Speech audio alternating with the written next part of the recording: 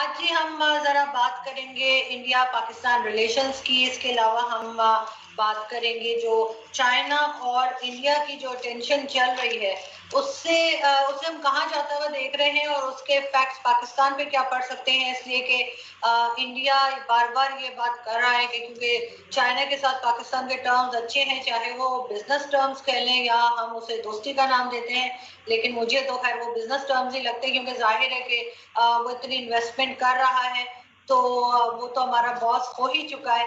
लेकिन इंडिया इस बारे में बहुत ज़्यादा सवाल करते हैं, इंडियन मीडिया बहुत ज़्यादा सवाल उठाता है कि पाकिस्तान जो है वो एक तरह से अपना हर हर चीज़ अपनी जो है वो एक तरह से चाइना को देता चला जा रहा है।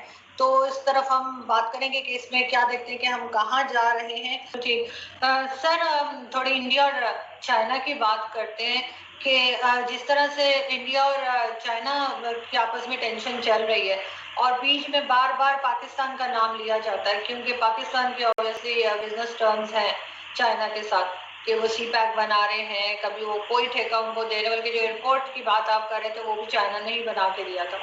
तो मुझे बताइए कि ये कहाँ जाता हुआ आपको लग रहा है, क्या इंडिया हैंडल कर पाएगा चाइना को जिस तरीके से वो बॉर्डर के अंदर आ जाता है और काफी आगे तक भी सुना था कि वो पहुंच गए थे। तो इंडियन फोर्सेस और या इंडियन गवर्नमेंट जो है वो इस मामले को कहीं ले जाके खत्म कर पाएगी या ये आप इस पे क्या होता हुआ देख रहे हैं?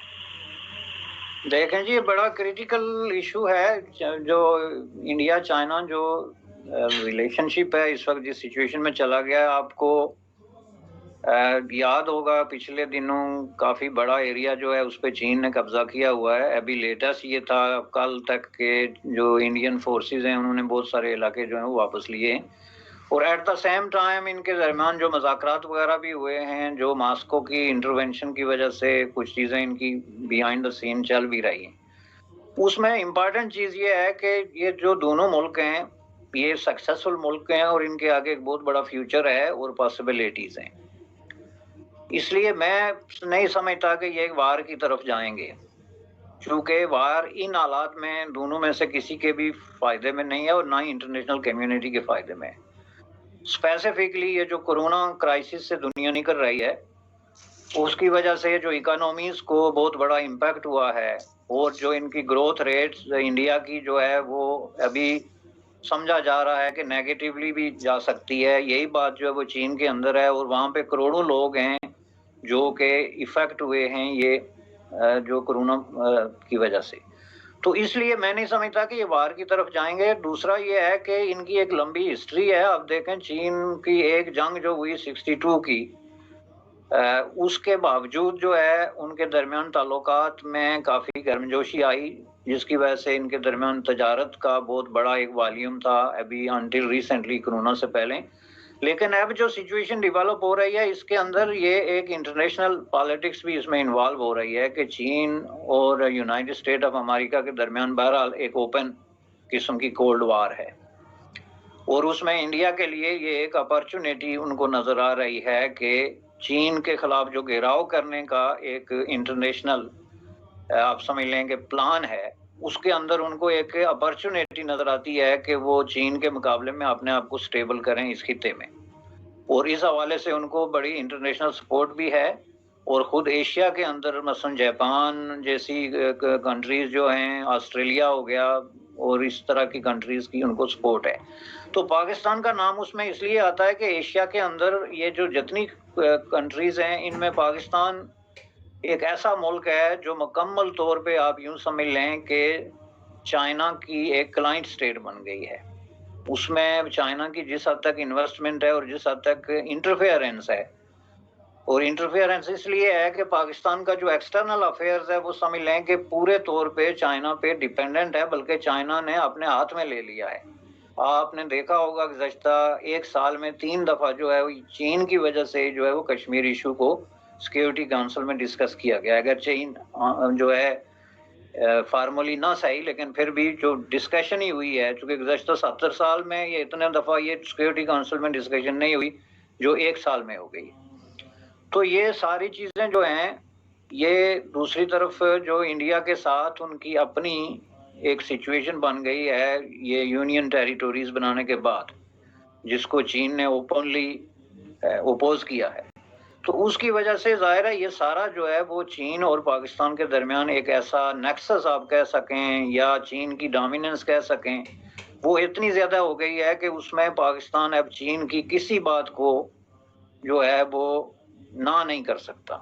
यानी इवन देन कि अगर चीन चाहे तो उसको जंग में भी, और इस तरह प्रैक्टिकली आप देख लें इंडिया के खिलाफ जो सरहद पे ये जो गुज़श्ता 1.5 साल से ये जो गोलाबारी हो रही है, ये इसमें भी लोग ये समझ रहे हैं कि चीन जो है वो इंडिया को दोनों तरफ से जहाँ-जहाँ से उनको बांग्लादेश के अंदर भी एक सिचुएशन क्रिएट हो रही है, तो नेपाल में भी एक सिचुएशन क्रिएट हो रही है। तो इस हवाले से बहरहाल ये एक क्लैश है जो कि इंटरनेशनल क्लैश है, जो अनफॉर्चुनेटली आके तो हमारे खिते में जो है रिफ्लेक्ट हो रहा है। तो सर ये कहाँ आपको क्या लग रहा है कितने दिन और ये टेंशन चलती रहेगी चाइना की और इंडिया की? ये जल्दी ये टेबल टॉक करके और बस ये इसको नहीं, मेरे ख्याल में ये इसको बहुत जल्दी रिजॉल्व कर देंगे।